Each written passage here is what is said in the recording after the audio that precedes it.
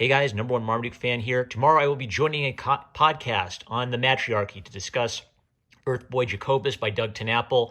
This is a highest recommend, one of the best books I've ever read. Go get it on eBay used. All right. This is not going to be a spoiler-free review. A YouTuber called Tomes has an excellent spoiler-free review where he just talks about some of the basic themes and his impressions of it. So I'll link to that because I love finding little indie YouTube channels who talk about indie comics. But I want to talk about the ending. It's a shocking ending. You should go and read it and experience it for yourself. And I want to talk about, does it work or not as a surprise ending? I'm going to argue that it does work because it ties into the themes of the book. But to talk about the ending, I have to talk about the entire book. So not only am I going to spoil this great ending, I'm going to spoil everything about this book. So the spoiler-free review is, it's excellent. Go get it. Go watch Tome's review for a spoiler-free review. You've been warned, all right? Spoiler, spoiler, spoiler, spoiler, spoiler. Now, I'm going to talk about the entire book because this is a good old, not stream of consciousness. Look at the bookmarks. I have to talk about all the pages that build the theme that Doug TenNapel is talking about. The broad theme, I think, is Doug TenNapel is here's my thesis.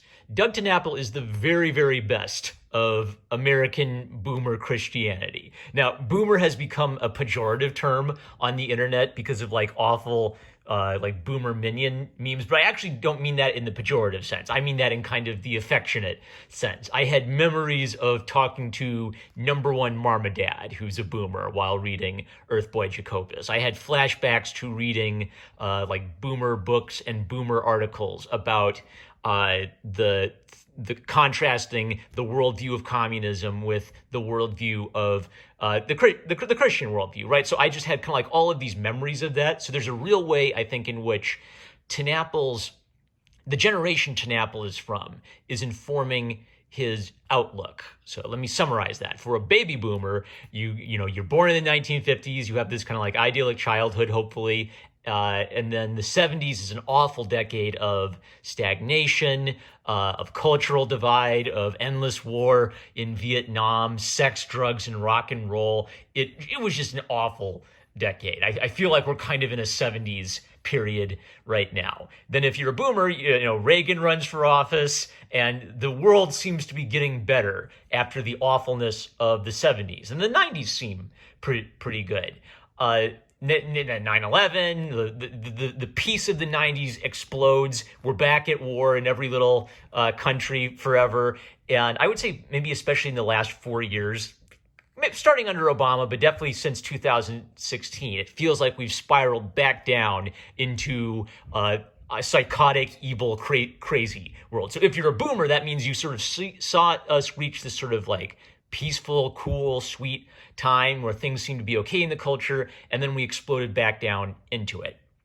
I'm a millennial, so my generational perspective is different. I don't have nostalgia for Reagan. I don't have memories of Reagan. I kind of grew up in what felt like a peaceful, idyllic 90s, and then the internet exploded into my life, and the internet kind of blew up the world of information, right? So from my perspective, I was born in an idyllic time, and over the course of my life, I've watched this fall into this really chaotic, hectic time. I think Earthboy Jacobus is about this, but although there are some political moments in it, as an artistic statement, there's a real solid theme of the passing of the torch from the older generation to the younger generation. And it's the surprising shock, gasp, twist ending that makes this all work, and I think sells this theme. So let's start flipping through it. The main character is Chief Edwards. Now, one interesting thing about this is if you've ever seen Jordan Peterson's lecture on Jonah and the Whale and Pinocchio, you know that Jordan Peterson associates the story of Pinocchio with the story of Jonah and the Whale. This book was made in 2005, years before that Peterson lecture went viral, years before YouTube, right? So basically, Doug TenNapel has independently identified the same theme, and he gives some very clear context clues that he's interested in connecting the story of Pinocchio with the story of Jonah and then adding his own twist to it. So there's literally an image of Pinocchio. There's going to be an important, father-son, Papa Geppetto and Pinocchio relationship. So the dad is Chief Edwards. He's reached the age of retirement. He's having a hard time letting things go. And his Marine buddy, Chappie, the chaplain, is a Christian who noticeably looks like an older Doug TenNapel. And when we do flashbacks and we see young Chappie, he looks like a younger Doug TenNapel. So Chappie isn't as important a character, but there are some interesting moments where I think Doug is probably talking about maybe his personal Christian faith and his own personal struggles. But the main character is Chief Edwards, a tough Marine. After some cool establishing shots where he seems to be having a hard time letting it go, adventure falls into his lap when he smacks into this weird-looking whale and finds a little boy inside. Now, one interesting thing is, at first he thinks it's a little girl based on the voice, right? So he just assumes that this is the most helpless, pathetic little kid he can possibly imagine. Misidentifying the kid as a girl is a setup for gags later, but it just helps reinforce this absolute helplessness. This is Jacobus. Earthboy Jacobus is completely and utterly incapable of protecting himself, completely terrified, stammering, can't even get a word out. So one of the interesting things is the protagonist changes over time. For the whole first part of the book, Chief Edwards is our protagonist. So I'm just going to basically tell you the whole story because you're going to need that to understand the themes of everything. So the kid's terrified. He gets the bright idea of giving him a hat and telling him, oh, this is a power hat. It keeps ectoids away. So he doesn't believe him. The kid says, ectoids after me. Edwards can't. If a kid told you aliens were after him, you wouldn't believe him, right? So there's this really neat scene where the kid yells for help and Edwards says, oh, there's nothing in the closet. And the second he opens the closet, the monster comes out and grabs him. So this is sort of like ordinary people falling into the magical world when they open the door. Now, if Edwards had been paying attention, he should have noticed, well, wait a second, earlier this morning I hit a giant whale with multiple eyes, right? So he should have had something telling him there was something weird going on. But at first he's kind of like, sweet, doesn't believe the kid, but tries to, help the kid out, even though he doesn't really believe him. And with this page turn, we fall into the world of the fantastic and the alien. With one more neat thing from this scene is after Edwards kills this alien, it says, I may die, but the glory of the ectoid state lives on, which is some nice world building to tell us that the ectoids aren't brainless bugs. They have a culture and they believe in dying in the name of the ectoid empire, right? They're little totalitarians. So, man, where are all my bookmarks? All right. By the way, there's a lot of subtle American flag imagery, which fits with the character, right? He's a Marine. He loves America. Some of this is going to become more important later on. We learned that the ectoids and Jacobus are from a parallel universe. And if you look through the eyes of a Terra whale, you can see the alternative universe. So there's a lot for some normal police chief to process. But kind of like the whole time, there's this neat element where he's trying to build up Jacobus and teach him not to be afraid, teach him to fight for himself. He gives him his own little weapon, and then he realizes, well, wait a second, maybe I didn't realize that's how dangerous that thing was. And we get this little hint that there's somebody watching them, but we don't know who she is yet. All right, so this is where we start to get some of I think the basic idea is that Chief Edwards is an old guy, right? An old school Marine, and he's a little out of touch with modern times. And you can kind of tell that the world is changing around him, and he doesn't really get it. He's trying to teach Jacobus old school masculinity in a world where that's not the norm anymore. So he doesn't like that Jacobus has long hair. It makes him look like a girl. There you go. Now you don't look like a girl. Girls have long hair. So the second that Jacobus steps outside, he meets a girl, a tomboy with really short hair, and two boys with really long hair. So the second that Chief Edwards tells him that, Jacobus meets kids who violate that expectation. And these kids are kind of snots. They like to play in the canal, and Edwards just tells them, don't do that. Kids drown in the canal. Bum, bum, ba-dum. Chekhov's gun. That'll be important later. When he takes him to public school, the children's are little snots. They tease him. They bully him. The teacher is trans. It's just clear that Edwards can't process any of this. Who's in charge here? Why are these kids just so terrible? Jacobus, when the kids start chanting chief shit at the chief, Jacobus lets Brittany have it and punches her in the face. Now, Chief Edwards tells him, boys don't hit girls. This is now you might get, before you get triggered, this is realistic for his character. This is an old school guy thing to say. And think about the situation. Why did Jacobus hit Brittany? Because she said a mean thing about Chief Edwards. So his way of teaching this lesson to Jacobus is to tell him boys don't hit girls. But actually Jacobus is doing wrong here, right? He loves the chief and he doesn't want them to call him that, but he's responding to words with violence. So the chief kind of like looks him in the eye, tells him, you don't do that, go apologize to her. When Jacobus apologizes to her, she hits him back and he is tempted to hit her, but retains him. Okay, this is important. Man, Doug TenNapel is so good. All right, so important subplot. He has like a weird alien hand, and the ectoids are after him because he's resistant to their mind control. So he's got like some resistance in his blood. The weird marks on his hand are where the ectoids tried to stab him or inject him. So even though he's impervious to it, it's sort of like the evil of the ectoids is still there. And when he's attempted to punch her, the evil energy increases. That is so good. I didn't even notice that until just now. So TenNapel is connecting the magical, fantastical idea with the real world problem. Don't punch a person just because they say something mean to you. Learn how to control your temper. And that's part of becoming a man. Part of becoming a man is learning to fight and defend yourself. Part of becoming a man is learning when not to use violence in the wrong situation. So I love this page. I'm going to read this because this is where the political themes TenNapel is talking about are becoming textual rather than just subtextual. So he gives up. The children are just too terrible, so he brings them home and just teaches them at home. I pledge allegiance to the flag. If math were a color, what would it be? It would be blue. Oh, that's a good answer. Are there some other answers?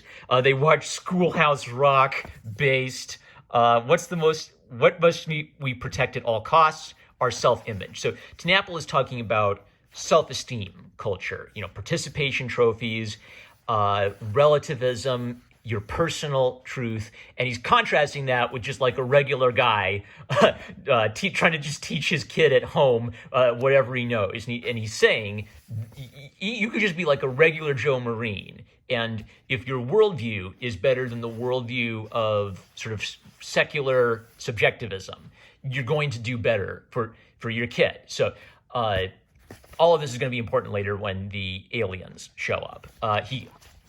The chief also takes Jacobus to look at some animals and teach him about how animals, prey on other animals and how some animals hide themselves from their predators. Because he knows that the aliens are after this kid, right? So this kid's going to have to learn how to defend himself and basically spend his life running away from aliens.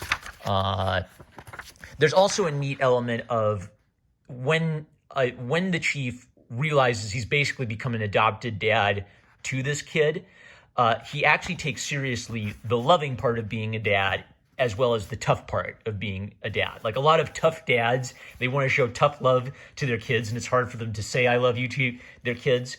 I should talk about that later, because there's a really effective scene where Jacobus says I love you, Dad, and the chief says I love you back to his kid. So although he does have this tough old school mentality, he also knows how to show love to his adopted son, and he calls him Earthboy Jacobus, and he nicknames him that to say you are one of us, you belong here, this is your home. So I kind of feel like this is Doug TenNapel tapping into sort of the spirit of Superman. Superman is an alien who comes to our planet and is adopted by two completely regular people who raise him and give him his outlook on life. They make Earth a home for him. So this idea of home is sort of like Hobbiton. This is what we have to defend. This is the good piece that we need to protect from the evil aliens. So Jacobus is screwing around on his skateboard and falls into the river.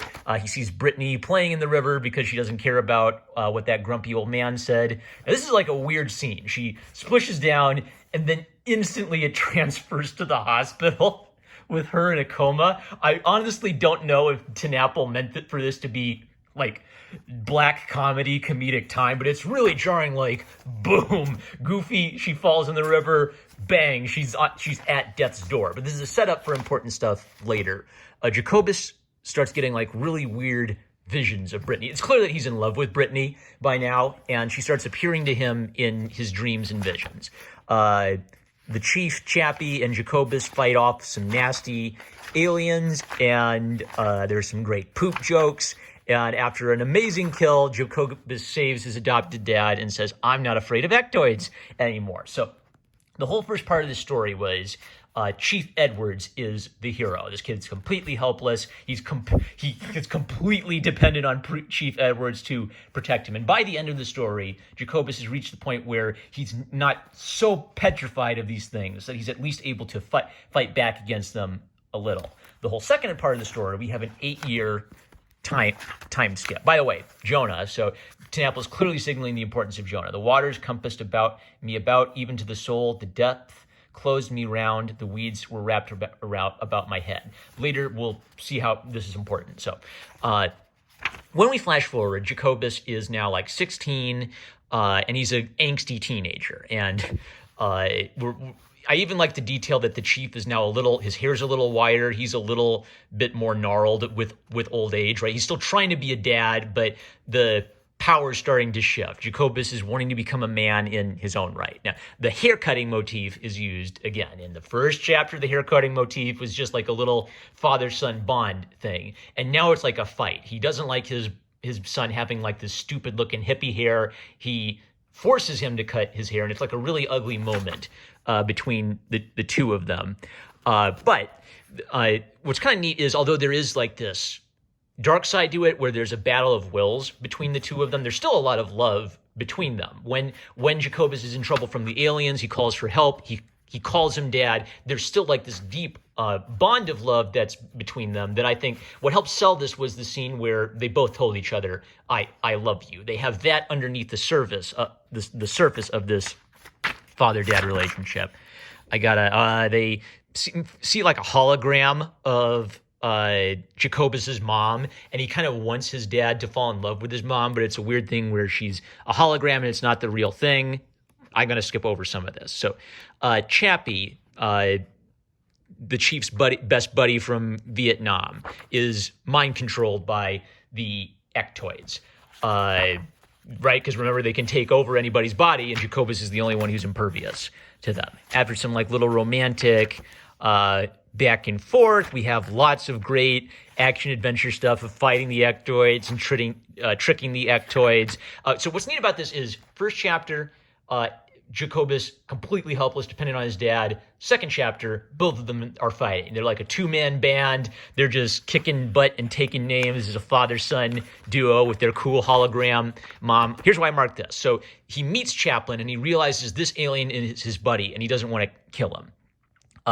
Chaplin responds by crushing the crystal and killing the hologram mom. And the chief says murder, and Chappie says, only humans place such sentimental value on a mass of particles. This is naturalism or materialism. If all you are is a bunch of particles, a bunch of atoms, why should anybody place sentimental value on you? The ectoid state believes that all human life are just collections of particles, and if they assimilate your particles into the ectoid state, they can put your particles to better use. You know, why should you be wasting those particles when we can do such wonderful and efficient things with them for our glorious empire? So there's a clear idea here that if you reduce humanity to just blobs of meat and blood, you end up with basically a moral philosophy which would let you kill or enslave anybody, because who cares about enslaving bags of meat and blood? After some more high stakes fighting hijinks,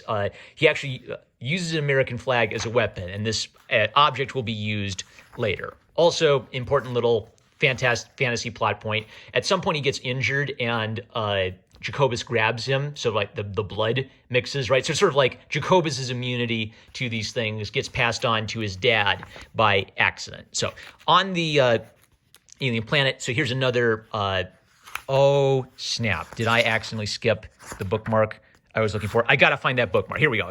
Okay, so Chief gets a moment to talk to Chappie, and this is gonna sort of like establish everything. This way, Chief, are you still in there, Chappie?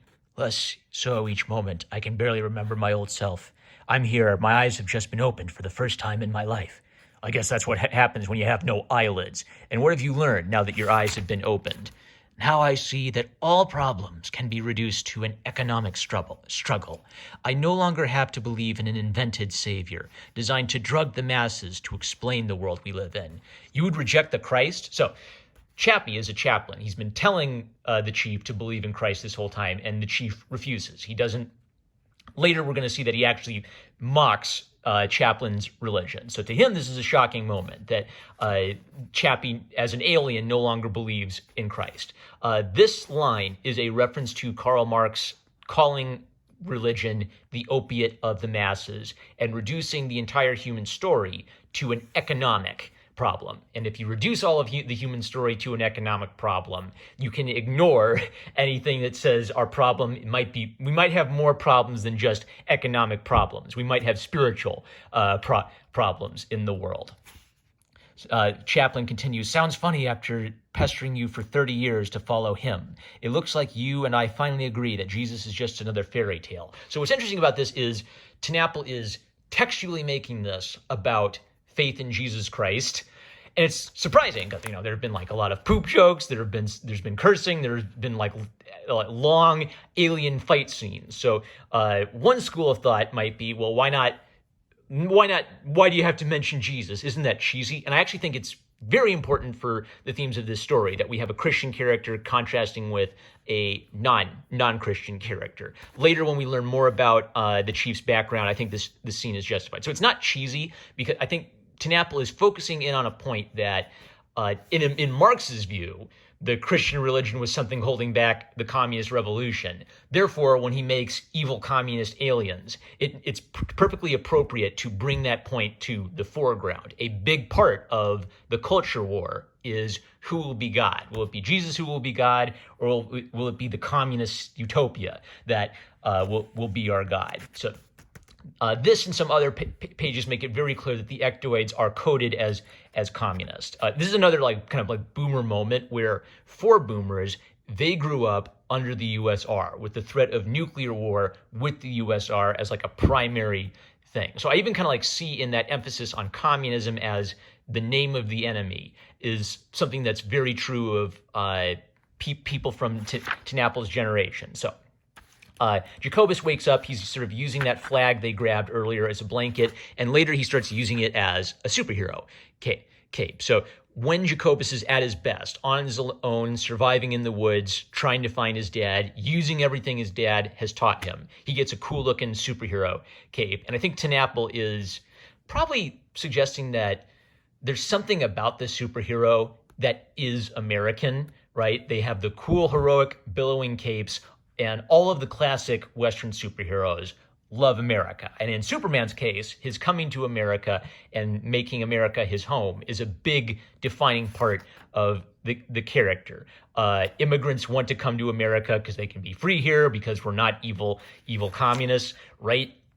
So although Jacobus has no powers, like Superman, he's an alien visitor who we have invited into our world, and he has a home and a family here. So America has become home for him. So a Christian element and an American element both are kind of being woven into this.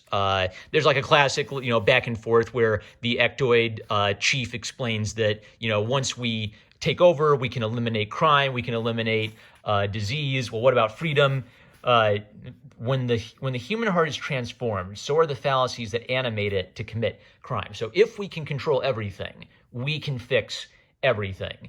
And we don't care about your objections. You're just going to be facilitated into the ectoid state. We get a lot more scenes of Jacobus running around and being a badass on his own and surviving. I need to talk about this because this will be important. So he's sick of his hand because he can tell that the evil ectoid crap in his arm is growing stronger. So he's tempted to take his arm off, but something interrupts him and he finds a Terra whale. So he doesn't do it. After some more adventuring, the chief is seemingly swallowed by an evil, gigantic, not a Terra whale, some kind of super ectoid tank whale or something swallows him up, and presumably he's dead. After talking to a scavenger who shows him his dad's police badge, Jacobus is convinced that his father is dead, and he rips off the American flag. So we've been seeing Jacobus now as like a hero. He's on his own. He's kicking butt. He's surviving. He's doing everything his dad taught him. He just doesn't get there in time. And when that happens to him, he rips off the symbol of his heroism and throws it away. So we've kind of seen the hero. We've seen the little boy grow up into a man and become a hero. We've seen him being heroic, and then not really through any fault of his own. He just lost. He just wasn't able to move fast enough to get to his dad, and now we see him defeated. So it's kind of like the hero's been deconstructed, and now Tnapple is going to reconstruct the hero. We've seen him at the bottom, and another 8 years pass by. I want to talk about Jonah a little bit. So Jonah's story is about a prophet. God tells this prophet to go to Nineveh. The Ninevites are bad dudes. Jonah doesn't like them. He disobeys God and runs away. And then God causes a storm. The sailors throw Jonah overboard, and Jonah gets swallowed by a whale. He's inside a whale for 3 days, and he prays to God to repent, and the whale spits him up, and Jonah has to go and preach to the Ninevites. And it's very clear that Jonah wants God to kill all the Ninevites. He does not want God to forgive them. He doesn't want the Ninevites to repent. So Jonah is stuck in a world of people who he hates, and the Ninevites probably hate him right back. Jacobus is stuck on this alien world where all the aliens are trying to hunt him down and kill him, and he's just trying to stay alive and keep away from them. But ironically, if he can find a way to undo the mind control, he can save them. By the way, there's like a gladiator fight where they fight with a hammer and sickle. It's communism, right? So, but Jacobus doesn't really know how to save them or what to do right now. He's lost in a wasteland and doesn't know how to help anybody here. So he's basically just buying alcohol and zoning out. He's literally living in a pile of like super whale dung to hide, right? So he's like at the absolute bottom and mooning them. But when he gets going, he actually is very capable because he's just been surviving off the land on his own this whole time. So he actually has become a really tough fighter. He just doesn't know where to go or what to do to actually fix the problem of ectoids taking over the entire universe. So after several long sequences of this, he collapses. Now, this entire time he's been having visions of Brittany, and it's clear that as she's gotten older, she's less of a chunky tomboy, and now she's much more beautiful. So he has a vision of her, and she tells him to get up and get back on his feet. And he finds his old flag, and she says, "Tuck this under your collar. It will remind you that America is your home." So he doesn't have the superhero cape anymore, but he does have like one tiny little reminder, one tiny little fragment of the memory of heroism that he had when he's younger, and he gets that back, right? He's been kind of like lost in the desert, clueless this whole time. Now that he's reconnected with this, he's ready to start actually making some progress on defeating the ectoids. So he kisses the vision of her, and instantly Brittany on Earth wakes up from her coma. So it's clear that magically, this is never explained how this is working, but somehow magically, while in a coma, Brittany was able to psychically connect with Jacobus this entire time. So she knows who he is. He knows who she is. They've somehow been in love with each other this entire time while worlds apart.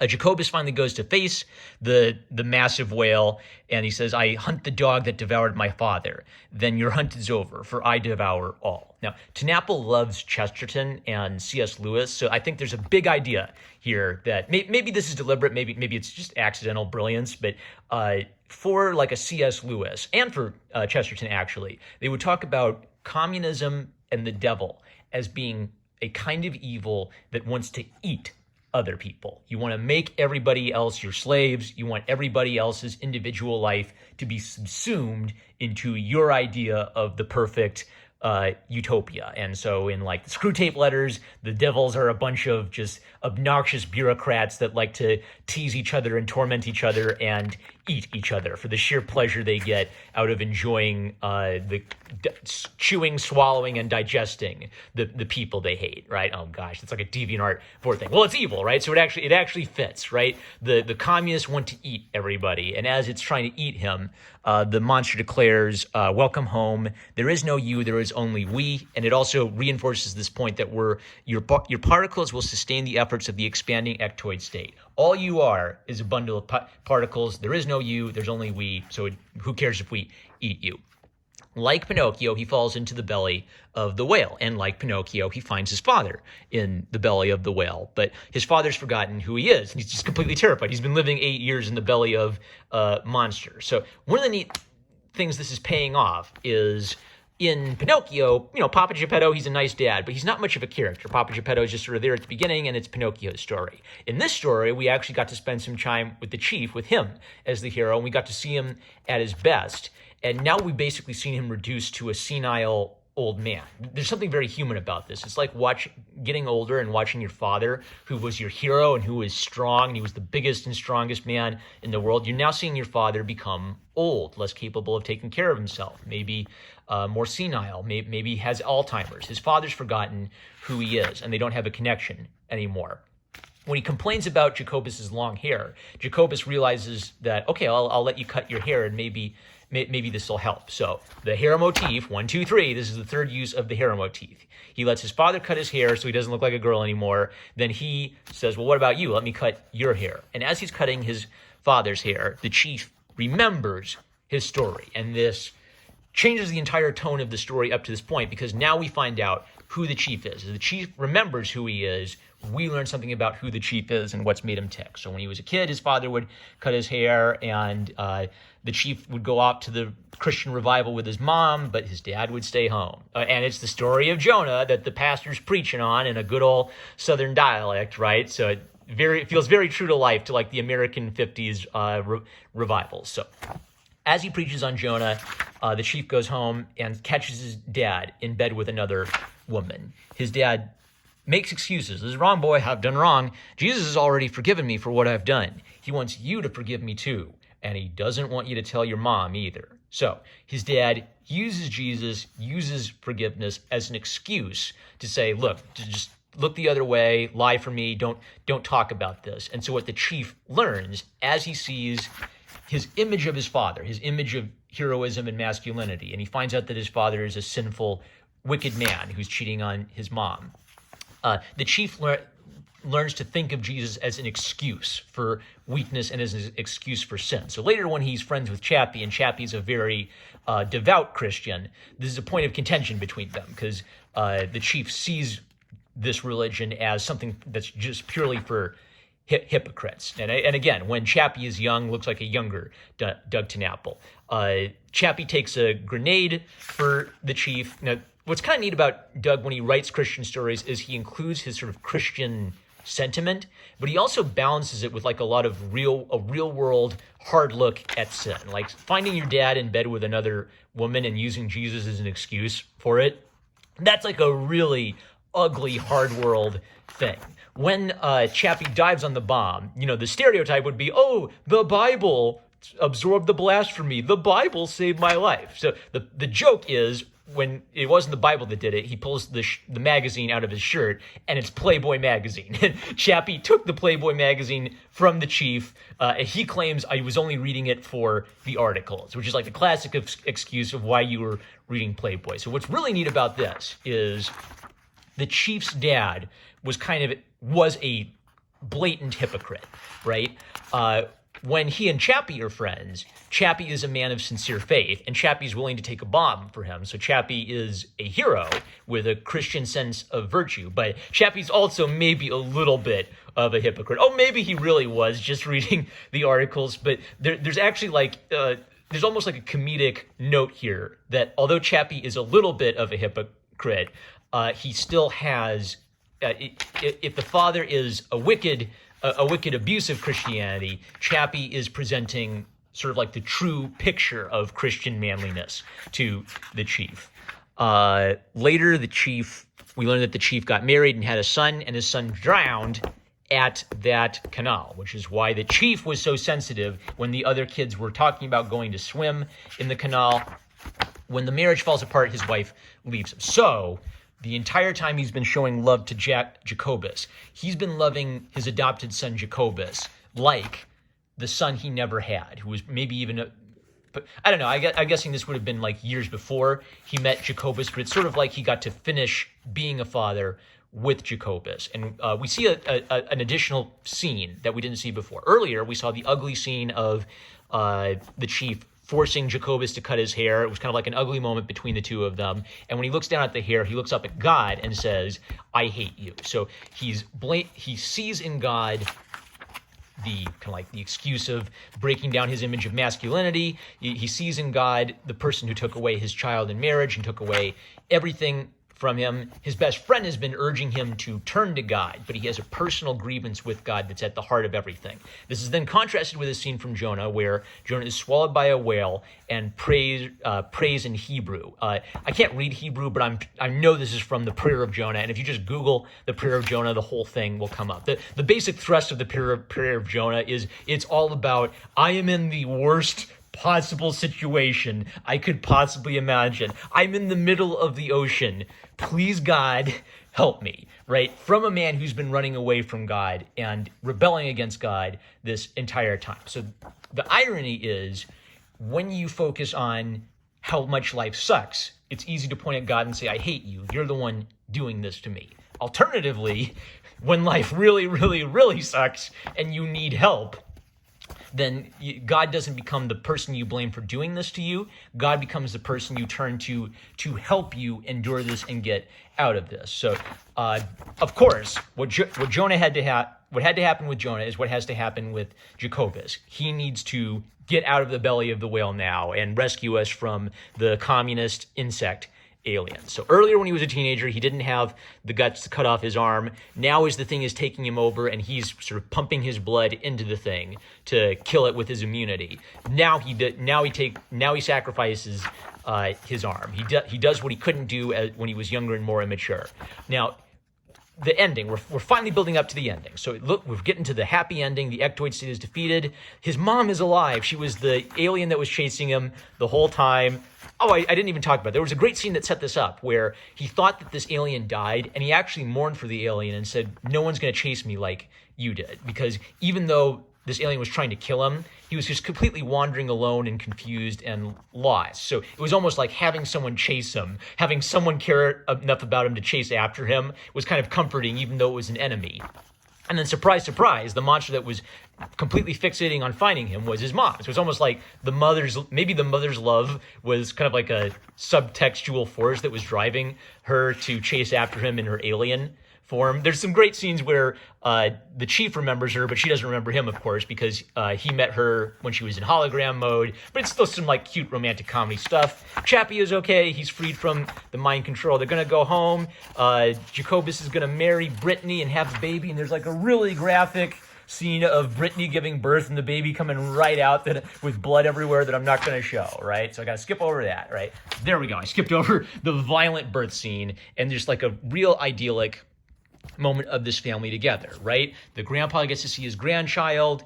He says it's beautiful. He looks up at God and says beautiful. He's at peace with God.